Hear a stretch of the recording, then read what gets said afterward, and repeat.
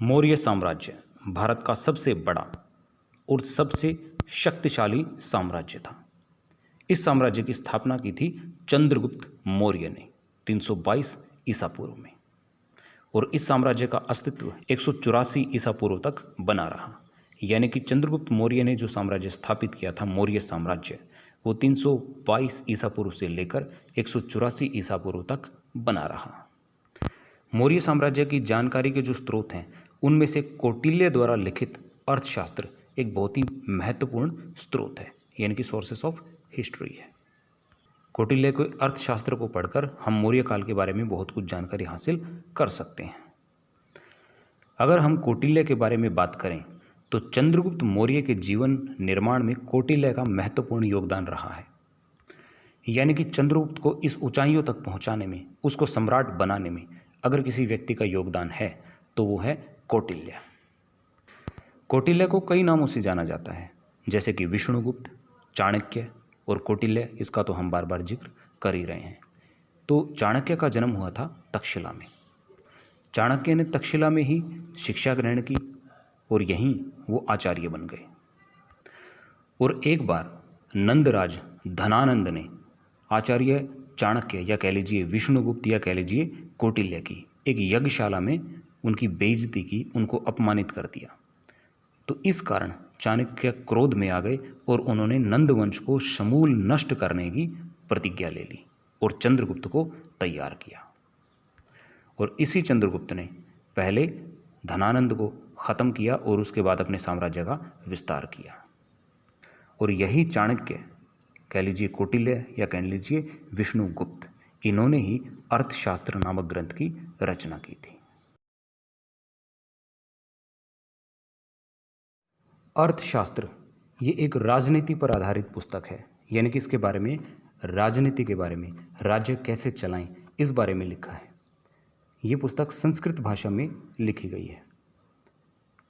इसमें बताया गया है कि पुरुषार्थ के अन्य तीनों अंग अर्थ पर ही आश्रित हैं। यानी कि अगर हमारे पास अर्थ है तो पुरुषार्थ के बाकी तीनों अंगों को भी हम पा सकते हैं। अर्थ यानी कि धन। और अर्थ की व्याख्या जीवन निर्वाह के साधन के रूप में की गई है। और इसका स्रोत क्या है? संपूर्ण धरती और उस पर निवास करने वाले लोग।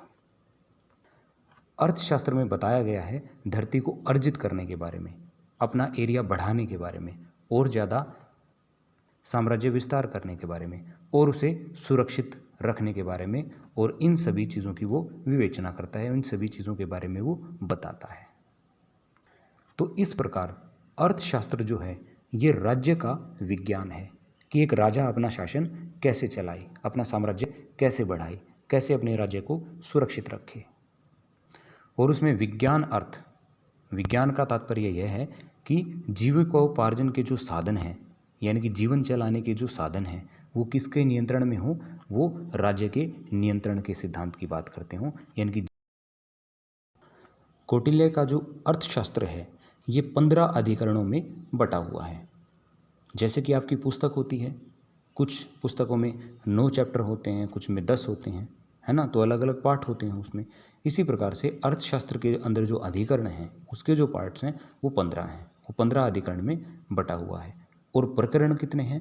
180 हैं। और कुल मिला के श्लोक इसमें कितने हैं? इसमें 6000 श्लोक हैं। तो 15 अधिकरण हैं, 180 प्रकरण हैं और 6000 श्लोक हैं। कौटिल्य के अर्थशास्त्र की एक पांडुलिपि, यानी कि एक मैन्यूस्क्रिप्ट, हाथ से तैयार की गई एक कॉपी तंजौर के एक पंडित ने सन 1905 में एक पुस्तकालय के अध्यक्ष श्री R.M. शास्त्री को भेंट में भी दी थी। अब हम बात करेंगे अर्थशास्त्र में निहित विषयों के बारे में, यानी कि अर्थशास्त्र में किन किन विषयों पर बात की गई है, किन विषयों के बारे में अर्थशास्त्र में एक शक्तिशाली राज्य के महत्व को दर्शाया गया है। बताया गया है कि एक शक्तिशाली राज्य होना चाहिए, वो बहुत महत्वपूर्ण होता है प्रजा के हित के लिए। और किसी भी योग्य शासक के लिए ये एक ग्रंथ पथ प्रदर्शक का कार्य करता है। यानी कि वो सारे लोग जिनको एक शासक बनना है या एडमिनिस्ट्रेशन की किसी पोस्ट पर जाना है, तो उनके लिए अर्थशास्त्र एक काम का ग्रंथ है। इसमें बताया गया है कि राजा को शक्तिशाली होना चाहिए, राजा ताकतवर हो, और राजा स्वेच्छा से यानी कि अपनी इच्छा से काम करे। ऐसा नहीं होना चाहिए कि कोई राजा के द्वारा अपनी मनमर्जी के काम करवा रहा हो, यानी कि वो राजा किसी के हाथों की कठपुतली नहीं होना चाहिए। राजा शक्तिशाली होना चाहिए और स्वेच्छा से अपने मन से काम करने वाला होना चाहिए और सही काम करने वाला होना चाहिए। राजा ऐसा होना चाहिए जो प्रजा के हित में ही अपना हित समझे, यानी कि वो प्रजा की भलाई के काम करे और उसमें ही अपना भला समझे। और राजा को काम, क्रोध, लोभ, अहंकार, उद्दंडता और विलास, इन सब बुराइयों से बचना चाहिए। उसे काम यानी कि जो पूरे दिन गायन वादन में डूबे रहना, इस तरह की प्रक्रियाओं से बचना चाहिए। क्रोध नहीं करना चाहिए, क्रोध में अक्सर आदमी गलत निर्णय लेता है, लोभ में भी गलत निर्णय ले बैठता है। राजा अहंकारी नहीं होना चाहिए, अपने ऊपर घमंड नहीं करने वाला होना चाहिए, उद्दंड ना हो और किसी भी प्रकार की विलासिता यानी कि ऐशो आराम से बचने वाला होना चाहिए। तो राजा ऐसा हो जिनमें ये सारी बुराइयां ना हो। ऐसे राजा की बात अर्थशास्त्र में लिखी गई है और बताया गया है कि राजा को अपने मंत्रियों का चुनाव उनकी विद्वत्ता यानी कि उनकी इंटेलिजेंसी के आधार पर करना चाहिए। और राजा को अपने जो निजी फैसले हैं, अपने जो निजी कार्य हैं, वो अपने स्वयं करने चाहिए, इनसे छिप कर करने चाहिए। यानी कि अपनी निजी ज़िंदगी को अपने मंत्री और अपने किसी भी साथ में काम करने वाले व्यक्ति के सामने जाहिर नहीं करना चाहिए।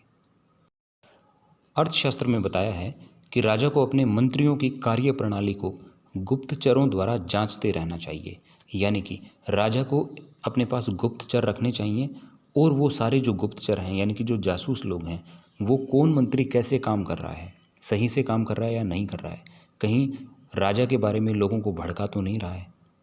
तो ये सब चीज़ें इनकी जांच होती रहनी चाहिए और वो गुप्तचर राजा को सही सही जानकारी देते रहें ताकि राजा अपने सिस्टम को दुरुस्त रखे, सही रखे। और कौटिल्य ने अर्थशास्त्र में लिखा है कि राजा को दूसरे देशों में भी गुप्तचर लगाने चाहिए और भेजने चाहिए।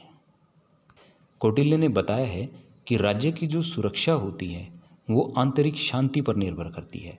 यानी कि देश के अंदर जब शांति होगी, लोग अच्छे से अपना काम कर रहे होंगे, कमाकर खा रहे होंगे, देश में किसी तरह का दंगा फसाद नहीं होगा, तो राज्य स्थिर रहेगा और सुरक्षित रहेगा। तो आंतरिक सुरक्षा की, आंतरिक शांति की बात इसमें की गई है। अर्थशास्त्र में बताया है कि प्रजा के पास खाने पीने की वस्तुओं का अभाव नहीं होना चाहिए। राजा को ऐसे काम करने चाहिए जो प्रजा के हित के हों, प्रजा की संपन्नता पर ध्यान देना चाहिए। क्योंकि प्रजा के पास जब चीज़ों की कमी होगी, खाने पीने की चीज़ों की कमी होगी, जीवन निर्वाह के साधनों की कमी होगी, तो निश्चित तौर पर प्रजा जो है विद्रोह करेगी। तो राजा हमेशा ऐसे काम करे जिसमें प्रजा का हित हो, उनका फ़ायदा हो। और विदेश नीति यानी कि फॉरेन पॉलिसी के मामले में कौटिल्य का जो मत है वो थोड़ा आक्रामक प्रकार का है। उनका कहना है कि दुश्मन का जो दुश्मन होगा वो आपका मित्र होगा और इसी तरीके से दुश्मन का जो मित्र है वो आपका दुश्मन होगा। तो इस नीति के अनुसार कौटिल्य शक्ति संतुलन यानी कि बैलेंस ऑफ पावर के सिद्धांत को स्पष्ट करते हैं। तो इस प्रकार शासन प्रणाली के सभी सिद्धांतों को अर्थशास्त्र में देखा जा सकता है।